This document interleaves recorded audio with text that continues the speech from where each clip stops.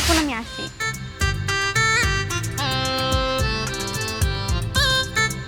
তুমি কতদিন আর এমন ভাবে ঘুরে বেড়াবা? একদিন না একদিন আমার এই ঘরে তোমার আসতেই হইব। যতই চালাকি করো না কেন, আমার হাতে তোমার ধরা দিতেই হইব।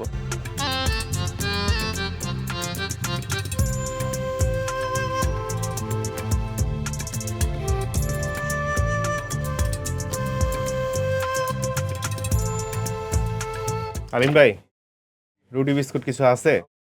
জি ভাই। দেন।